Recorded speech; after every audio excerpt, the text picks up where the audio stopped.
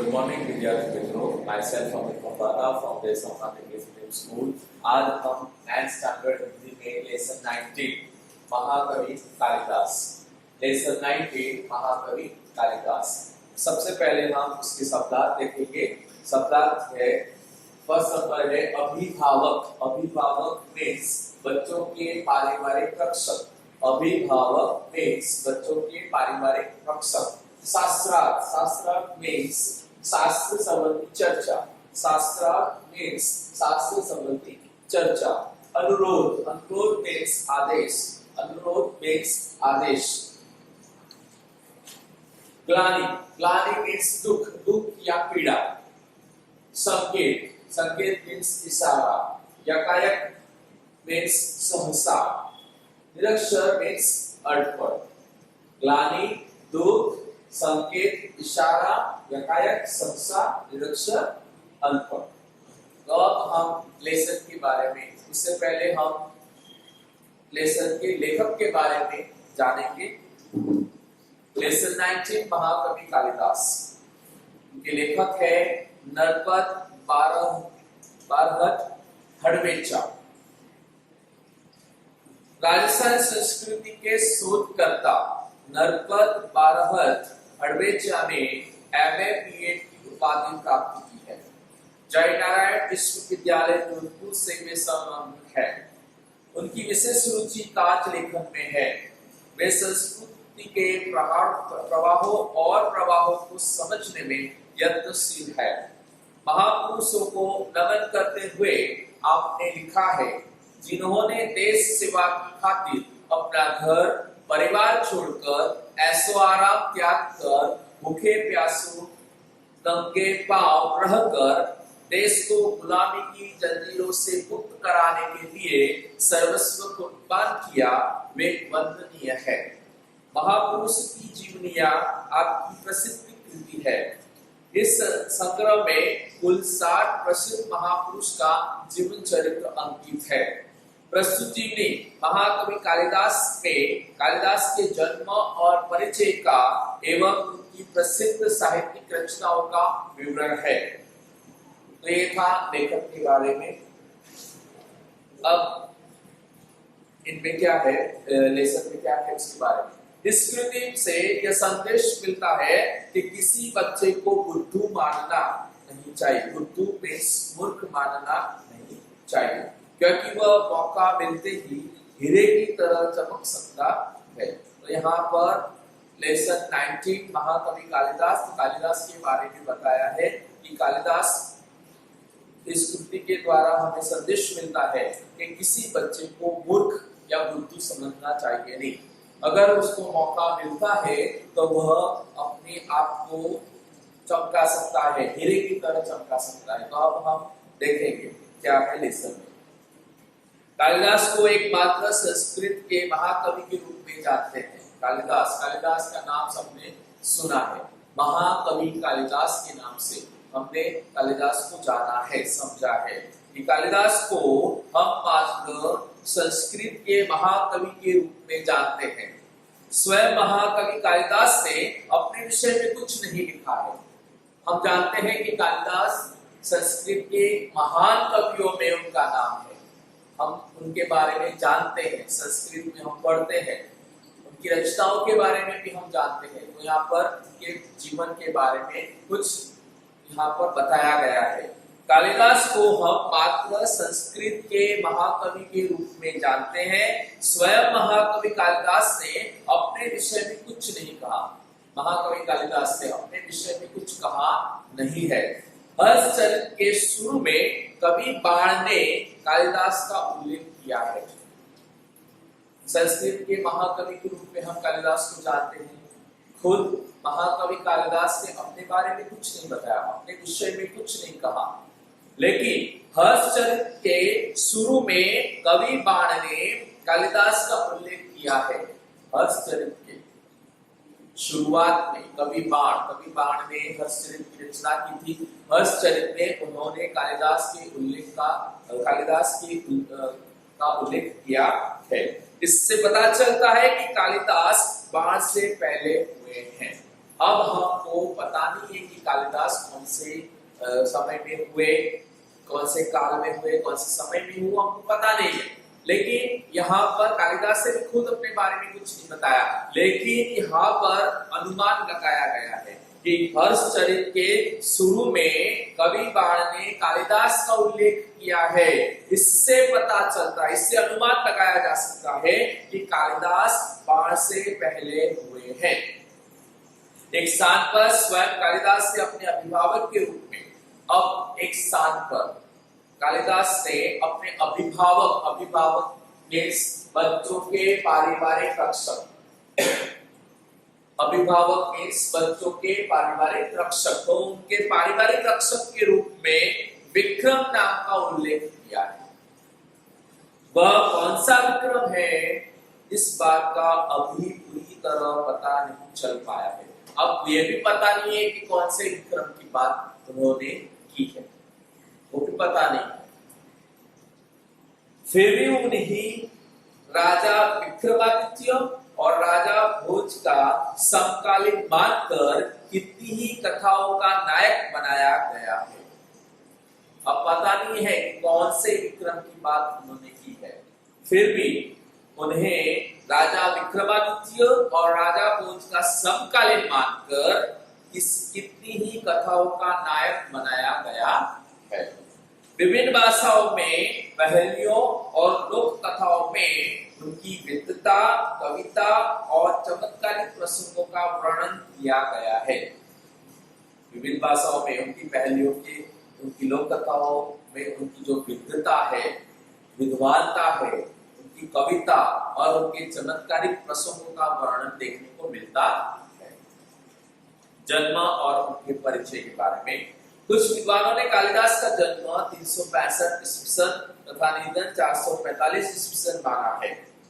कुछ विद्वानों ने कालिदास के जन्म 365 ईस्वी सन तथा निधन 445 ईस्वी सन माना है। महाकवि कालिदास के जन्म स्थान के बारे में भी ठीक पता नहीं चलता। अब उनके जन्म स्थान, उनका कहाँ पे जन्म हुआ, उस जन्म स्थान के बारे में भी ठीक पता नहीं है। कुछ विद्वानों ने उनका जन्म स्थान उज्जैनी यानी वर्तमान उज्जैन माना है, जो सही लगता है। अब कुछ विद्वानों ने उनके जन्म स्थान के बारे में भी मतांतर है, ठीक पता नहीं चलता कि कौन सा उनका जन्म स्थान है।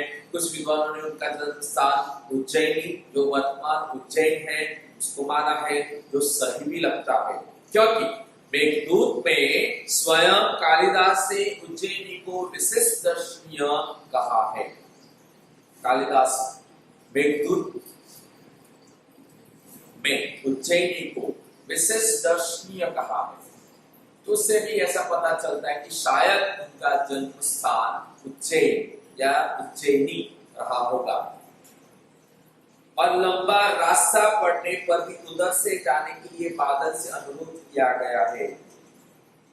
इसमें मेघदूत में उन्होंने उज्जैनी को विशिष्ट दर्शनीय कहा, फिर लंबा रास्ता पड़ने पर भी उधर से जाने के लिए बादल को अनुरोध किया, यानी वहां पे उज्जैन का उल्लेख ज्यादातर हुआ है। इसलिए उससे पता चलता है कि शायद उनका जन्म स्थान उज्जैन या उज्जैनी रहा हो। उज्जैनी में उन दिनों राजा विक्रमादित्य का राज्य था। उज्जैनी में उन दिनों राजा विक्रमादित्य का राज्य था। वहां की प्रजा सब प्रकार से सुखी थी। वहां की प्रजा क्या थी? सब प्रकार से सुखी थी। साहित्य और कला की उन्नति चरम सीमा पर पहुंची थी। साहित्य और कला उस समय राजा विक्रमादित्य का राज्य था। सब प्रकार से सब लोग सुखी भी थे। साहित्य और कला की उन्नति उस समय हुई थी, चरम सीमा पर थी। राजा विक्रमादित्य ने अपने नाम से ही विक्रम संवत चलाया।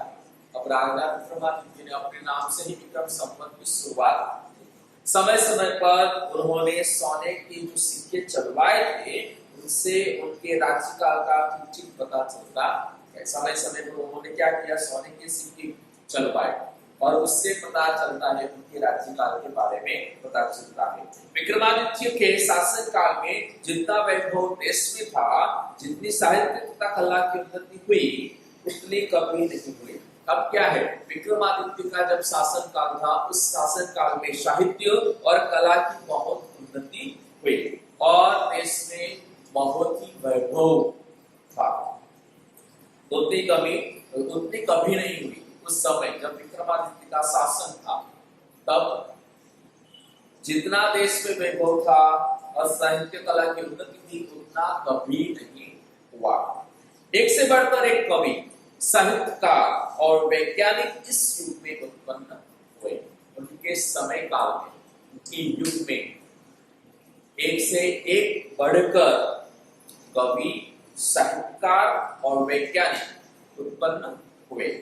राजा विक्रमादित्य स्वयं साहित्य और संगीत के अच्छे जानकार थे। राजा विक्रमादित्य भी साहित्य और संगीत के अच्छे जानकार थे। संस्कृत भाषा की उन्नति भी इस काल में ही अधिक हुई। राजा विक्रमादित्य भी अच्छी तरह से साहित्य और संगीत के अच्छे जानकार भी थे और उनके समय काल में ही संस्कृत भाषा की ज्यादातर उन्नति हुई। अपने पूर्व जीवन में बुद्धू माने जाने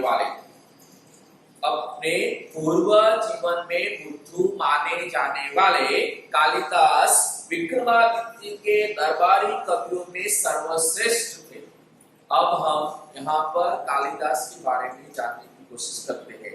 देखिए क्या लिखा है कि अपने पूर्व जीवन में बुद्धू माने जाने वाले कालिदास विक्रमादित्य के दरबारी कवियों में सर्वश्रेष्ठ थे। कालिदास के अतिरिक्त 8 और कवि भी दरबार में थे जो नवरत्न कहलाते थे। अब कालिदास पहले के पूर्व जीवन में यानी पहले के समय में कालिदास एक बुद्धू के रूप में यानी मूर्ख व्यक्ति के रूप में थे। यानी क्या लिखा है कि अपने पूर्व जीवन में बुद्धू माने जाने वाले कालिदास विक्रमादित्य के दरबारी कवियों में सर्वश्रेष्ठ थे। पहले के समय में सब उनको बुद्धू समझते थे, मूर्ख समझते थे। फिर बाद में किस तरह से वो एक महाकवि के रूप में प्रस्तुत हुए, किस तरह से वह एक महाकवि के रूप में उभर कर सामने आए, उसके बारे में हम आगे जानेंगे। कालिदास के अतिरिक्त 8 और कवि भी दरबार में थे जो नवरत्न कहलाए। विक्रमादित्य के शासन काल में दरबारी कवियों में वे सर्वश्रेष्ठ थे और 8 और कवि भी दरबार में थे। उन सबको मिलाकर विक्रमादित्य के दरबार में नवरत्न के रूप में 9 कवि थे। कालिदास के विषय में कहा जाता है कि वे युवावस्था तक निरक्षर थे। देखिए वो मूर्ख किस तरह से लिखा है ना आगे कि पूर्व जीवन में बुद्धू माने जाने वाले कालिदास, अब उनके बारे में किस तरह से क्या है, क्या हुआ, हमको जानने की उत्सुकता होती है कि वो मूर्ख कैसे, कितने महाकवि कालिदास महान कवि और वो मूर्ख, वो हमको थोड़ा जानने की उत्सुकता होती है। तो हम देखते हैं किस तरह से क्या हुआ था। कालिदास के विषय में कहा जाता है और उनके विषय में कहा जाता है कि वे युवावस्था तक निरक्षर थे। युवावस्था तक निरक्षर, निरक्षर का मतलब है अनपढ़। वो अनपढ़ थे, जिस डाल पर बैठते उसे ही काटते थे। वो इतने ज्यादा मूर्ख थे कि वह पेड़ पर जिस डाल पर बैठते उसी डाल को वह काटते थे। निरक्षर होने पर भी वह इतने विद्वान और महाकवि किस तरह बन गए, इसकी भी एक विचित्र और रोचक कहानी है।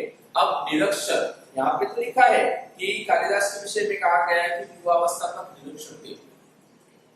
युवावस्था तक, युवान जब युवा थे तब तक वह निरक्षर थे।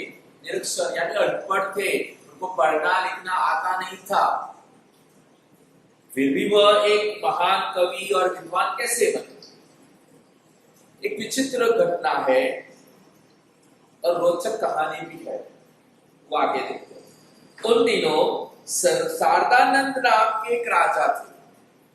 अब वह बुद्धू यानी वह निरक्षर थे और निरक्षर होने के बाद वो इतने बड़े विद्वान और महाकवि किस तरह से बने, वह कहानी एक रोचक कहानी है जो यहाँ पर दी गई है, वो हम देखने की कोशिश करते हैं कि उन दिनों सागानंद नाम के एक राजा थे। उन दिनों सागानंद नाम के एक राजा थे, उनकी एक गुणवती और विद्वान पुत्री थी। उनकी एक गुणवती और विद्वान पुत्री थी, गुणों से संपन्न, विद्वान, बुद्धिमता पुत्री थी, जिसका नाम था विद्योतमा। क्या लिखा है? सागानंद नाम के एक राजा की पुत्री थी, एक गुणवती और विद्वान पुत्री थी, जिसका नाम था विद्योतमा। वह बहुत सुंदर और रूपवती थी, वह विद्वान की थी, गुणवती की थी, और साथ साथ वह एक सुंदर और रूपवती थी। उसके रूप, गुण और ज्ञान की प्रशंसा दूर दूर के देशों तक फैली हुई। अब ये क्या था कि वह उसके रूप की, उसके ज्ञान की और उसकी सुंदरता की, उसके रूप, गुण और ज्ञान की प्रशंसा दूर दूर तक देशों तक फैली हुई थी। विद्योतमा को वो अपने रूप, गुण और ज्ञान का बड़ा घमंड था, और इसकी वजह से उसकी रूप, गुण और ज्ञान के जो दूर दूर के देशों तक उसकी प्रशंसा फैली हुई थी। तो उसकी वजह से विद्योतमा को क्या था? उसके रूप पर, उसके गुण पर और उसके ज्ञान पर घमंड था, अभिमान था। अपने विवाह के संबंध में उसने घोषणा कर रखी थी कि जो उसे शास्त्रार्थ में हरा देगा, उसी के साथ वह अपना विवाह करे। अब उसने ऐसी घोषणा की, उसने ऐसी शर्त रखी थी कि वो घमंडी, अपने ज्ञान की वजह से घमंडी थी, अपने गुण की वजह से घमंडी थी, अपने रूप की वजह से घमंडी थी। इसलिए उसने अपने घमंड में एक घोषणा कर रखी कि जो उसे शास्त्रार्थ में हरा देगा, उसी के साथ वह अपना विवाह करेगा। उसने ऐसी घोषणा की कि मुझे जो शास्त्रार्थ में हरा देगा, उससे वह यानी विवाह करेगा। शास्त्रार्थ मतलब शास्त्र संबंधी चर्चा। उसकी इस घोषणा की जानकारी जैसे जैसे पास पड़ोस के देशों तक पहुंचती गई। अब क्या हुआ कि उसने जो घोषणा की, उसने जो शर्त रखी, वो सब क्या हुआ? दूर दूर यानी आसपास के, जैसे जैसे आसपास के पड़ोस के देशों में वो घोषणा पहुंचती गई। वहां के विद्वान तथा पंडित विद्योतमा से शास्त्रार्थ करने के लिए आने लगे। अब क्या हुआ? उसने जो शर्त रखी, उसने तो घोषणा की कि जो उससे शास्त्रार्थ में हराएगा, उससे वो विवाह करे। अब दूर और पास के जो जैसे जैसे पास पड़ोस के देशों तक उसकी घोषणा पहुंचती गई, वैसे वैसे क्या हुआ? विद्वान का पंडित विद्योतमा से शास्त्रार्थ करने के लिए आने लगे। अब ये बात लोगों तक पहुंची, तो विद्वान और पंडित विद्योतमा से शास्त्रार्थ करने के लिए आने लगे। लेकिन विद्वान या पंडितों को बड़ी ग्लानि का अनुभव हो रहा था। अब वो लोग तो शास्त्रार्थ के लिए, विद्योतमा से शास्त्रार्थ के लिए आने लगे, लेकिन क्या होता था? बड़ी ग्लानि का अनुभव करना पड़ता था। ग्लानि का मतलब है दुख या पीड़ा। क्यों? लेकिन विद्वान या पंडितों को बड़ी ग्लानि का अनुभव हो रहा था, और वे इसका बदला लेने का उपाय सोचने लगे। विद्योतमा ने शास्त्रार्थ के लिए शर्त रखी कि यानी कि उससे घोषणा की कि जो मुझे शास्त्रार्थ में हराएगा, उससे वह विवाह करे। ऐसी उससे घोषणा की थी, ऐसे उससे शर्त रखी थी। लोग बड़े बड़े पंडित और विद्वान उसके साथ शास्त्रार्थ के लिए आने लगे, शास्त्रार्थ करने के लिए। लेकिन उनको क्या होता? बड़ी ग्लानि का अनुभव करना पड़ता था। इसलिए क्या हुआ? उन लोगों ने वे इसका बदला लेने का उपाय सोचने लगे। दुख होता, पीड़ा होती, विद्योतमा से शास्त्रार्थ करने के लिए वो आते, लेकिन ग्लानि का अनुभव करना पड़ता, दुख का अनुभव करना पड़ता, पीड़ा का अनुभव करना पड़ता। इसलिए वह उसका बदला लेने की वो सोच रहे थे। क्या लिखा है? और वे इसका बदला लेने का उपाय सोचने लगे थे। विद्वानों को पंडितों ने मिलकर तय किया कि विद्योत्तमा का विवाह किसी मूर्ख से करवा दिया जाए तो इसका घमंड टूट जाएगा और वे अपने अपमान का बदला भी ले सकेंगे। विद्योत्तमा कितनी घमंडी थी, इसलिए वो क्या करती थी, बड़े बड़े विद्वान आते, पंडित आते तो उनको दुख का अनुभव होता। इसलिए बड़े बड़े पंडित और विद्वानों ने एक उपाय सोचा। क्या सोचा? विद्वानों और पंडितों ने मिलकर तय किया कि विद्योत्तमा का विवाह, अब विद्वानों और पंडितों ने मिलकर उसको सबक सिखाने, यानी उसको बदला लेने के लिए कुछ उपाय सोचा। और उन्होंने मिलकर क्या किया? विद्योत्तमा का विवाह किसी मूर्ख से करवा दिया जाए तो उसका घमंड टूट जाएगा और वे अपने अपमान का बदला भी ले सकेंगे। अब उन्होंने सोचा, उन्होंने उपाय किया कि उसका घमंड हमें चूर करना है, चकनाचूर कर देना है। इसलिए उन्होंने क्या सोचा? विद्वानों और पंडितों ने मिलकर एक उपाय सोचा। उन्होंने किसी मूर्ख के साथ उसका विवाह करने का उपाय सोच लिया, जिससे क्या होता? उन्हें अपने अपमान का बदला भी मिल सकता था। अतः वे ऐसे एक मूर्ख की तलाश में रहने लगे। अब क्या हुआ? कोई मूर्ख तो ढूंढना पड़ेगा, तो उन्होंने उस मूर्ख की तलाश में वो रहने लगे। संयोग से उन्हें एक दिन एक ऐसा ही मूर्ख युवक मिल गया। संयोग से अचानक से उनको एक ऐसा ही मूर्ख मिल गया। वह पेड़ की जिस डाल पर बैठा था उसे ही काट रहा था। अब मूर्ख की तलाश में वो लोग रहने लगे। संयोग से क्या हुआ कि उनको वह मूर्ख व्यक्ति मिल गया जो पेड़ की उस डाल को, पेड़ की जिस डाल पर बैठा था उसे ही काट रहा था। पंडितों तथा विद्वानों को लगा कि उससे बड़ा मूर्ख और कौन होगा। जो व्यक्ति जिस पेड़ की डाल पर बैठा है उसी पेड़ की डाल को वो काट रहा है, तो इसके जैसा मूर्ख और कौन होगा। क्या लिखा है? पंडितों और विद्वानों को लगा कि उससे बड़ा मूर्ख और कौन होगा। इसलिए पंडितों ने उसे पेड़ से नीचे उतारा और समझा बुझाकर एक सुंदर राजकुमारी से उसका विवाह करा देने की बात कहकर तथा लालच देकर अपने साथ चलने को राजी किया। अब क्या किया? पंडितों को मूर्ख की तलाश थी, वो मूर्ख व्यक्ति भी मिल गया। कहा कि जिस पेड़ की डाली पर वह बैठा है वही डाली को काट रहा है, तो उससे बड़ा मूर्ख कौन होता। इसके लिए उसको पेड़ पर से नीचे उतारा, उसको समझाया बुझाया और उसको कहा गया कि एक सुंदर राजकुमारी से तुम्हारा विवाह करा देंगे। बात कहकर, लालच देकर उसको राजी किया। पंडितों ने उस मूर्ख युवक को यह बात अच्छी तरह समझा। अब उन्होंने उपाय किया, उन्होंने योजना बनाई कि किस तरह से उसको विद्योत्तमा के सामने प्रस्तुत किया जाए। अब देखो क्या होता है। पंडितों ने उस मूर्ख युवक को यह बात अच्छी तरह समझा दी कि वह वहां कुछ नहीं बोलेगा।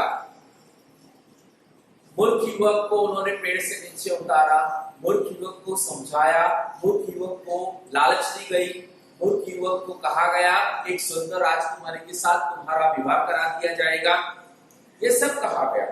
अब उसको समझाया जाता है कि वहां कुछ नहीं बोलेगा और दुर्गा बना रहेगा, नहीं तो उसका विवाह नहीं होगा। वहां उसको कुछ बोलना नहीं है, दुर्गा बन के खड़ा रहना है, कुछ भी बोलना नहीं है, वही उसका विवाह उसके साथ होगा, नहीं तो उसका विवाह नहीं होगा। वह मूर्ख युवक बड़ा खुश हुआ, वह मूर्ख युवक खुश हो गया। उसे पंडितों की बात मान ली और उनके द्वारा दिए गए अच्छे अच्छे कपड़े पहन लिए। उससे क्या किया? उसे पंडितों की बात मान ली और उनके द्वारा जो अच्छे अच्छे कपड़े दिए गए वो पहन लिए। पंडित उसे विद्युतमा के पास शास्त्रार्थ के लिए ले गए। अब उसको समझा बुझा दिया, उसको अच्छी तरह से बता दिया गया कि वो कुछ भी बोलेगा नहीं। उसको अच्छे कपड़े दिए गए, उसे अच्छे कपड़े पहन लिए गए। अब विद्युतमा के सामने उसको प्रस्तुत करना था, तो वह ले गए। पंडित उसे विद्युतमा के पास शास्त्रार्थ के लिए ले गए, शास्त्रों की चर्चा करने के लिए वहां पर ले गए। राजकुमारी विद्युतमा उस मूर्ख युवक का परिचय देते हुए, राजकुमारी विद्युतमा को उस मूर्ख युवक का परिचय देते हुए पंडितों ने बताया कि ये हमारे गुरु है। अब राजकुमारी विद्युतमा के सामने उस मूर्ख युवक को प्रस्तुत किस तरह से करते हैं वो देखिए। उन्होंने क्या किया, राजकुमारी विद्युतमा को उस मूर्ख युवक का परिचय देते हुए अब विद्वान और पंडित उन्होंने जो योजना बनाई है वो योजना का अमल कर रहे हैं। उन्होंने उस मूर्ख युवक को अच्छे अच्छे कपड़े पहना दिए, उस मूर्ख युवक को अच्छी तरह से समझा दिया। अब वो विद्युतमा के सामने उसको प्रस्तुत कर रहे हैं और प्रस्तुत करते हुए उसका परिचय देते हैं। किस तरह से देते हैं, पंडितों ने बताया कि ये हमारे गुरु है और बहुत बड़े विद्वान है। उन्होंने उस मूर्ख व्यक्ति का परिचय विद्युतमा के सामने किया। किस तरह से किया, यह हमारे गुरु है और बहुत बड़े विद्वान है, बहुत बड़े विद्वान है, शास्त्रों के जानकार है।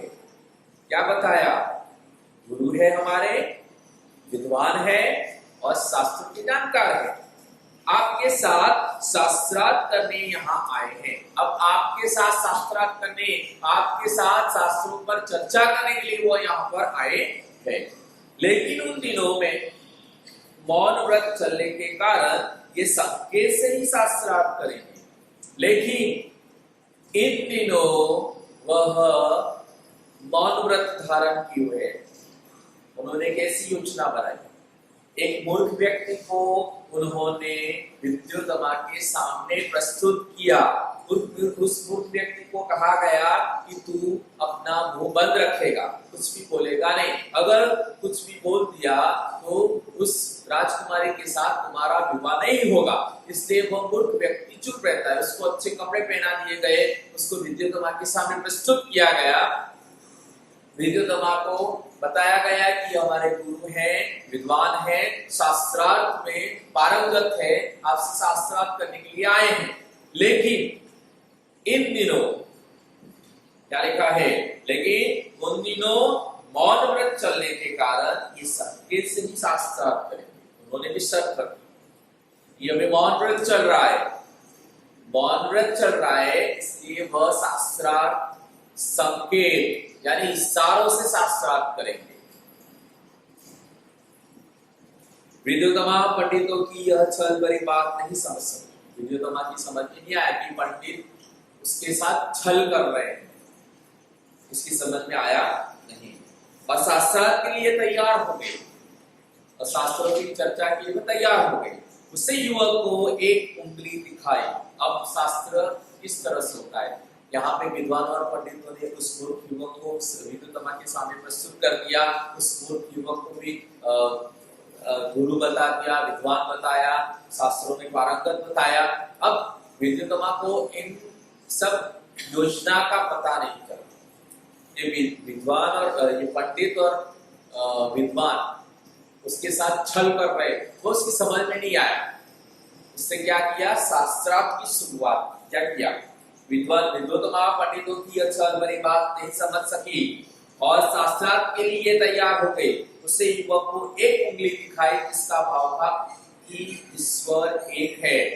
उससे संकेत से पंडितों ने कहा ना कि संकेत से वो शास्त्रार्थ करेंगे, तो विद्युतमा ने शास्त्रार्थ की शुरुआत की। उसने उस युवक को एक उंगली दिखाई, जिसका मतलब क्या होता है कि ईश्वर एक है। अब क्या होता है देखिए, उस मूर्ख युवक ने समझा कि यह मेरी एक आंख फोड़ डालना चाहती है। उसे दो उंगलियां दिखाते हुए उसकी दोनों आंखें फोड़ डालने का संकेत किया। अब देखो, संकेत से शास्त्रार्थ हो रहा है। यहाँ पे विद्योतमा ने एक उंगली का इशारा किया और उसका मतलब ये था ईश्वर एक है, लेकिन सामने कौन था? वह मूर्ख युवक, जिसको विद्वान और पंडित बताकर वहां पे प्रस्तुत किया गया है। उससे क्या किया? वह उस मूर्ख ने समझा कि वह मेरे मुंह पर, उस मूर्ख ने समझा कि यानी दो उंगलियां दिखाते हुए उससे क्या किया? उस मूर्ख ने समझा कि यह मेरी एक आंख फोड़ डालना चाहती है। उससे दो उंगलियों का दिखाते हुए उसकी दोनों आंखें फोड़ डालने का संकेत किया। वो मूर्ख युवक कैसा समझा? विद्योतमा का मतलब यह था, कहने का मतलब यह था कि ईश्वर एक है, लेकिन वह मूर्ख युवक क्या समझा कि वो मेरी एक आंख फोड़ डालना चाहती है, इसलिए उसने दो उंगलियों का संकेत किया। उसने दो उंगलियां दिखाते हुए उसकी दोनों आंखें फोड़ डालने का संकेत किया। अब क्या होता है? पंडितों ने इस संकेत का अर्थ विद्योतमा को समझाते हुए कहा। अब यहाँ पर उस युवक को मुंह बंद रखने के लिए कहा था। इस विद्योतमा के आगे भी पंडितों ने ऐसा कहा था कि उनका मौन व्रत चल रहा है, इसलिए संकेत से शास्त्रार्थ होगा। तो संकेत से शास्त्रार्थ हो रहा है, उसे एक उंगली दिखाई जिससे एक ईश्वर की बात होती है, लेकिन वह मूर्ख व्यक्ति ने दो उंगली बताई, लेकिन उसकी दो उंगली का अर्थ पंडित बता रहे हैं। क्या लिखा है? पंडितों ने इस संकेत का अर्थ विद्योतमा को समझाते हुए कहा कि आपके प्रश्न के उत्तर में हमारे गुरु जी का कहना है ईश्वर और जीव दो है। ईश्वर और जीव दो है। उन्होंने इस तरह से पंडितों ने विद्योतमा के सामने उसकी दो उंगली का संकेत का अर्थ बताया। इस बार राजकुमारी विद्योतमा ने 5 उंगली दिखाकर 5 तत्वों का संकेत किया। अब दूसरा क्वेश्चन था, इस बार क्या किया? राजकुमारी विद्योतमा ने 5 उंगलियों का दिखाकर 5 तत्वों का संकेत किया, लेकिन उस मूर्ख ने समझा कि वह मेरे मुंह पर तमाचा मारने का संकेत कर रही है। यहाँ पर 5 तत्वों के बारे में विद्योतमा ने बताया। 5 उंगलियों का संकेत करके 5 तत्वों के बारे में विद्योतमा ने बताया, लेकिन वो मूर्ख व्यक्ति क्या समझा? वो मूर्ख युवक क्या समझा कि मेरे मुंह पर तमाचा मारने का संकेत कर रही है। उसे मुट्ठी बांधकर क्या किया? मुट्ठी बांधकर तमाचे का जवाब घूसे से देने का संकेत किया। अगर तू तमाचा मारती है तो मैं घूसे से उसका जवाब देता हूं। पंडितों ने भी इस बार भी विद्योतमा को इस संकेत का अर्थ बताते हुए कहा।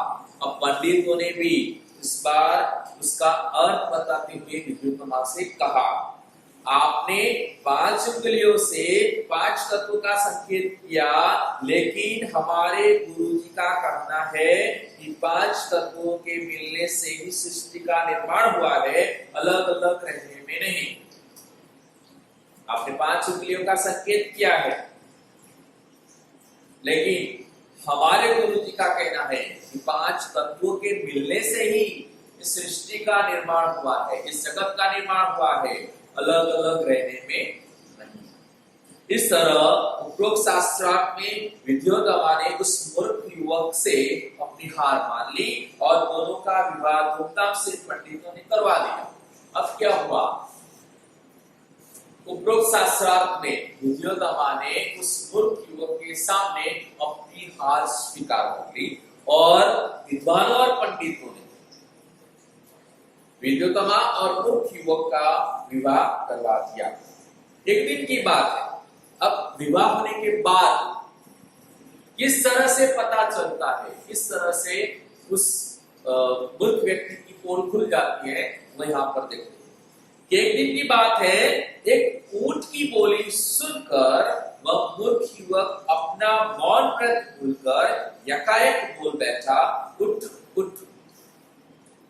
अब उस मूर्ख युवक को तो पहले पंडित और विद्वानों ने कहा था कि तुम कुछ बोलना नहीं, अगर तुम बोलेगा तो उस राजकुमारी के साथ तुम्हारा विवाह होगा नहीं। शास्त्रार्थ में वो मूर्ख युवक विद्युतमा को हरा देता है, यानी विद्युतमा ने हार मान ली, विद्युतमा ने उस मूर्ख युवक से विवाह भी कर लिया। अब क्या होता है, अब वह मूर्ख युवक अपना मौन व्रत भूल गया कि उसको मौन रहना है। मौन व्रत भूलकर यकायक अचानक से बोल बैठा ऊंट को देखकर, उठ। उसको बोलते सुनकर विद्युतमा चौंक उठी। उसको बोलते हुए सुनकर विद्युतमा चौंक उठी, क्योंकि विद्युतमा के सामने बताया गया था ये उसका मौन व्रत है। उसे पता चला कि उसका पति कोई विद्वान पंडित नहीं बल्कि एक बहुत बड़ा मूर्ख है। अब उसको पता चला कि उसका पति एक विद्वान पंडित नहीं है, वह एक बहुत बड़ा मूर्ख है। पंडितों की छल भरी बातों का अर्थ अब उसकी समझ में आ गया। पंडितों की छल भरी बातों का अर्थ अब उसको समझ में आया कि उन्होंने मेरे साथ धोखा किया, उन्होंने योजना बनाई थी। विद्युतमा को बहुत मानसिक दुख पहुंचा और उससे अपने महल में कालिदास के प्रवेश पर रोक लगा दी और द्वार बंद कर दिया। अब क्या किया उसने, अब उसको बहुत दुख हुआ। अब उसको पता चला कि पंडितों और विद्वानों ने मेरे साथ धोखा किया है, पंडितों और विद्वानों ने मेरे साथ छल किया है। अब उसको पता चला, उससे क्या किया, उसने कालिदास के लिए क्या किया, उससे अपने महल में कालिदास के प्रवेश पर रोक लगा दी। अपने पति कालिदास के महल में प्रवेश पर रोक लगा दी और द्वार बंद कर दिए। कठोर उपासना से उसे मां काली का वरदान प्राप्त हुआ, यानी वह जो मूर्ख युवक था, उस मूर्ख युवक को विद्युतमा ने, यानी उसके साथ मूर्ख युवक का जो विवाह हुआ था, उस युवक को महल में उसकी प्रवेश बंदी हो गई, उसको महल से निकाल दिया गया। अब क्या होता है वो देखिए। कठोर उपासना से उसे मां काली का वरदान प्राप्त हुआ। उसे बहुत ही तपश्चर्या तप किया, बहुत ही आराधना की, प्रार्थना की और कठोर उपासना से क्या हुआ, उसे मां काली का वरदान मिला और उसे कालिदास का दास होने के कारण, क्या लिखा है, कठोर उपासना से उसे मां काली का वरदान प्राप्त हुआ और उसे काली का दास होने के कारण कालिदास नाम प्राप्त हुआ। वह मूर्ख युवक कोई और नहीं, विद्वान महान महाकवि कालिदास है। लिखा है ना यहाँ पे, उन्होंने काली की उपासना की, काली की उपासना करने से क्या हुआ, उन्हें वरदान मिला और काली की उपासना करने के कारण, काली का दास होने के कारण उनका नाम क्या बना, कालिदास नाम प्राप्त हुआ। शीघ्र ही कालिदास सारी विद्याओं को सीख कर प्रवीण हो गए। अब इस बात से हमको पता चलता है, पहले लिखा है ना, वो युवावस्था में निरक्षर, युवावस्था तक निरक्षर थे, फिर बाद में वो महाकवि किस तरह से बने, वो विद्वान किस तरह से बने, वह हमको पता चला। वो पहले मूर्ख थे, पहले अनपढ़ थे, लेकिन बाद में किस तरह से वो एक महाकवि के रूप में प्रस्तुत हुए, ये इस बात से पता चलता है। उन्होंने काली की उपासना की, काली की आराधना की, काली को प्रसन्न किया, जिससे कालिदास का, काली का दास होने के कारण उनको कालिदास के रूप में, कालिदास के नाम प्राप्त हुआ। शीघ्र ही कालिदास सारी विद्याओं को सीख कर प्रवीण हो गए। शीघ्र ही यानी जल्द ही उन्होंने सारी विद्याओं को सीख लिया, प्रवीण हो गए, होशियार हो गए। राजनीति, धर्मशास्त्र और साहित्य का अच्छा ज्ञान प्राप्त कर वो फिर से विद्युतमा के पास लौटे। उन्होंने काली की उपासना की, काली ने वरदान दिया, जिसकी वजह से उन्होंने सभी विद्याओं में पारंगत हासिल की। फिर बाद में राजनीति, धर्मशास्त्र और साहित्य में भी अच्छा ज्ञान प्राप्त किया। फिर विद्युतमा के पास लौटे, यानी अपनी पत्नी विद्युतमा के पास लौटे। द्वार तब भी बंद था, कवि ने अपने विद्वान होने के प्रमाण स्वरूप संस्कृत में द्वार खोलने के लिए विद्युतमा से प्रार्थना की। अब विद्योतमा ने तो कालिदास के लिए महल में आने से पाबंदी लगा दी थी। वो मूर्ख युवक और कोई नहीं, कालिदास उनको महल में आने के लिए उनकी पत्नी विद्योतमा ने मनाही फरमानी थी, द्वार बंद था। अब यह प्रमाणित करना था कि वह एक विद्वान व्यक्ति हो गए थे। तो किस तरह से प्रमाणित, क्या लिखा है? कवि ने अपने विद्वान होने के प्रमाण स्वरूप संस्कृत में द्वार खोलने के लिए विद्योतमा से प्रार्थना की। अब प्रमाणित तो करना था कि वो अब मूर्ख नहीं रहे, पत्नी के सामने बताना था कि वह एक विद्वान व्यक्ति हो गए हैं। अब किस तरह से वो प्रमाणित करे कि वह मूर्ख नहीं है? तो उन्होंने संस्कृत भाषा का उपयोग किया। क्या लिखा है? प्रमाण स्वरूप संस्कृत में द्वार खोलने के लिए विद्योतमा से प्रार्थना की। अनागत कपाट द्वार देहि, संस्कृत में कहा। फिर अंदर से पत्नी विद्योतमा ने पूछा, उन्होंने संस्कृत में वार्तालाप करते हैं, संस्कृत में कहा, क्या कहा? अनावृत कपाट द्वार देहि, यानी द्वार खोलने के लिए कहा। अंदर से पत्नी विद्योतमा ने पूछा, अति कश्चित वाग विशेषः,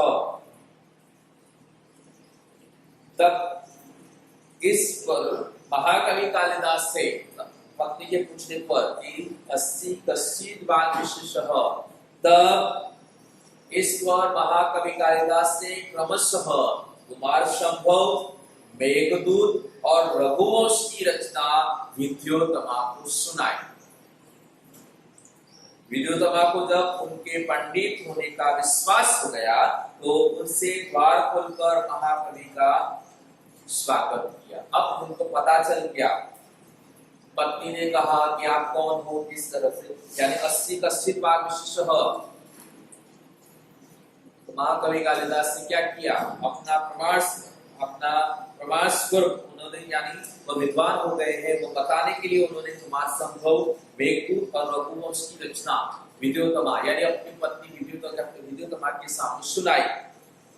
विद्योतमा को जब उनके पंडित होने का विश्वास हो गया तो उसने द्वार खोलकर महाकवि कालिदास का स्वागत किया।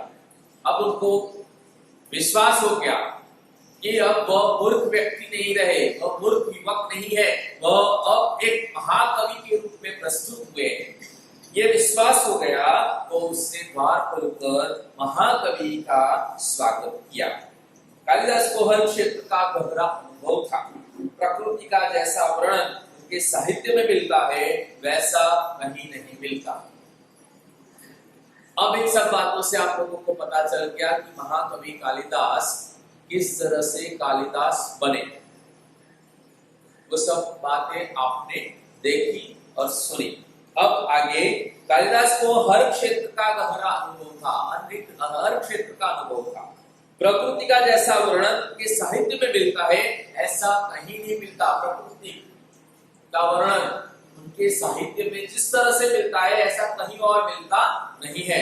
उन्हें प्रकृति के बिना मनुष्य जीवन अधूरा दिखाई पड़ता है।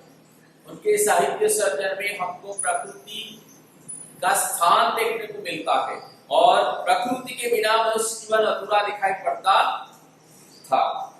उनका मानना था कि प्रकृति के बिना मनुष्य जीवन अधूरा है। कालिदास की उपमाएं विश्वविख्यात है, उनकी रचनाएं विश्वविख्यात है, उनकी कोई तुलना नहीं कर सकता, उसका कोई जोड़ नहीं। चरित्र चित्रण में भी महाकवि कालिदास की तुलना नहीं कर सकता। चरित्र चित्रण में भी कालिदास की तुलना नहीं की जा सकती, उनकी कोई बराबरी भी नहीं कर सकता।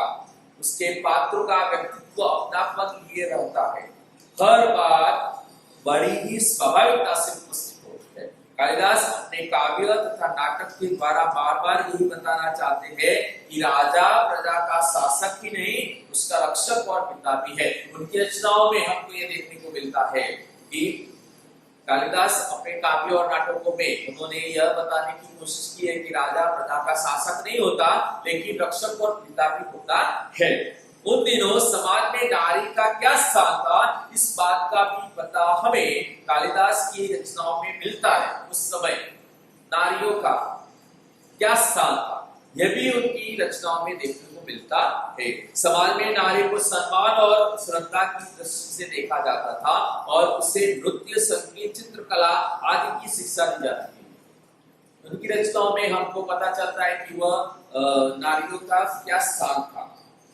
समाज में नारी को सम्मान और श्रद्धा की दृष्टि से देखा जाता था, नृत्य, संगीत, चित्रकला आदि की शिक्षा दी जाती थी। महाकवि कालिदास के 7 प्रमुख ग्रंथ है। महाकवि कालिदास के बारे में बताया गया है कि कालिदास के कितने ग्रंथ है, तो यहाँ पर देखो लिखा है कि महाकवि कालिदास के 7 प्रमुख ग्रंथ थे। उनमें से पहला ग्रंथ है ऋतु संहार। यह एक उत्तम काव्य है। इसमें कालिदास ने अपनी सूक्ष्म दृष्टि का परिचय दिया है। अब कालिदास की रचनाओं के बारे में हम देख लेते हैं कि उनके 7 प्रमुख ग्रंथ है। उनमें पहला ग्रंथ है ऋतु संहार। अब ऋतु संहार के बारे में बताया है कि यह एक उत्तम काव्य है। इसमें कालिदास ने अपनी सूक्ष्म दृष्टि का परिचय दिया है। ऋतुओं का तथा प्रकृति का जितना सुंदर चित्रण उस काव्य में है, उतना कालिदास के अन्य ग्रंथ में नहीं। ऋतुओं का और प्रकृति का जितना सुंदर चित्रण यह काव्य में किया गया है, उतना कालिदास के अन्य ग्रंथों में नहीं किया गया। दूसरा है मालविकाग्निमित्र, कालिदास का दूसरा ग्रंथ और पहला नाटक है। मालविकाग्निमित्र कालिदास का दूसरा ग्रंथ और पहला नाटक है। उसमें 5 और विदिशा के राजा अग्निमित्र तथा विदर्भ की राजकुमारी मालविका की प्रेम कथा है। उनका दूसरा ग्रंथ और पहला नाटक मालविकाग्निमित्र, उसमें 5 अंक दिए गए हैं। विदिशा के राजा अग्निमित्र तथा विदर्भ की राजकुमारी की प्रेम कथा, मालविका की प्रेम कथा। तीसरा ग्रंथ है विक्रमोर्वशीयम, कालिदास का दूसरा नाटक है। इसमें 5 अंक है तथा महाराज पुरुरवा और उर्वशी की प्रेम कथा का चित्रण किया गया है। फिर आगे है कुमार संभव काव्य है और उसमें शिव पार्वती के विवाह से लेकर कुमार कार्तिकेय के जन्म और उसके द्वारा तारकासुर के वध तक की कथा का वर्णन कुमार संभव में। फिर 5वां ग्रंथ है मेघदूत, कालिदास का 5वां ग्रंथ है। यह भी एक खंड काव्य है और इसके शुरू में कालिदास ने बादल को दूत बनाकर कुबेर की नगरी अलकापुरी तक का मार्ग बताया है। इसके उत्तरार्ध में यक्ष ने अपनी विरहिणी प्रिया को पहचानने के उपाय भेद को बताए और अपना संदेश दिया है। इसके उत्तरार्ध इस काव्य में वर्षा काल और विरह का वर्णन खूब निखरा है। इसमें भारत के भूगोल की भी अच्छी जानकारी है। आगे है 6ठा रघुवंश, एक महाकाव्य है। कवि कालिदास के रघुवंश की कथा कहने से पहले ही कह दिया है, कहा तो सूर्य से उत्पन्न हुआ यह वंश, कहा मूर्ति बुद्धिवा। मैं तिनकों से बनी छोटी सी नाव लेकर मैं अपार समुद्र को पार करने की बात सोच रहा हूँ। सूर्य वंश के दिलीप से लेकर कुश और उनके अनेक उत्तराधिकारियों तक की कथा रघुवंश में है। महाकवि कालिदास का 7वां और सर्वोत्कृष्ट ग्रंथ है अभिज्ञान शाकुंतलम। यह उनका तीसरा नाटक है और इसमें 7 अंक है। 7वां ग्रंथ है ये। महाकवि ने इस नाटक में राजा दुष्यंत तथा शकुंतला की कथा कही है। इस तरह महाकवि कालिदास आज भी हमारे संस्कृत साहित्य में अमर है। ये हमने उनकी रचनाओं के बारे में देखा। पहली रचना थी मालविकाग्निमित्रम, दूसरी रचना थी विक्रमोर्वशीयम, तीसरी रचना थी कुमार संभवम, चौथी रचना थी मेघदूतम, पांचवी रचना थी रघुवंशम, छठी रचना थी अभिज्ञान शाकुंतलम, मालविकाग्निमित्रम, फिर विक्रमोर्वशीयम, फिर कुमार संभवम, फिर मेघदूत, फिर रघुवंश, फिर अभिज्ञान शाकुंतलम। ये इनकी रचनाओं के बारे में हमने थोड़ी जानकारी ली। इस तरह महाकवि कालिदास आज भी हमारे संस्कृत साहित्य में अमर है। उनकी रचनाओं में तत्कालीन साहित्य, शासन और राजनीति, समाज और जनविश्वास, भूगोल, ललित कला, स्थापत्य आदि सभी तक की झलक मिलती है। उनकी रचनाओं में क्या मिलता है? तत्कालीन साहित्य, यानी उस समय का साहित्य, उस समय के शासन के बारे में, उस समय की राजनीति के बारे में, उस समय के समाज के बारे में, जन विश्वास, भूगोल, फिर ललित कला और स्थापत्य की झलक उनकी रचनाओं में देखने को मिलती है।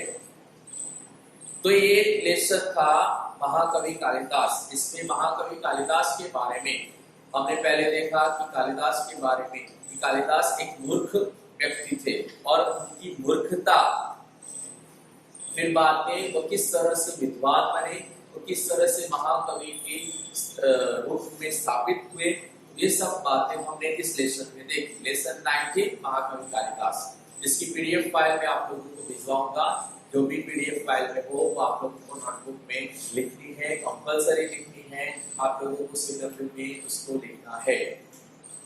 Thank you very much.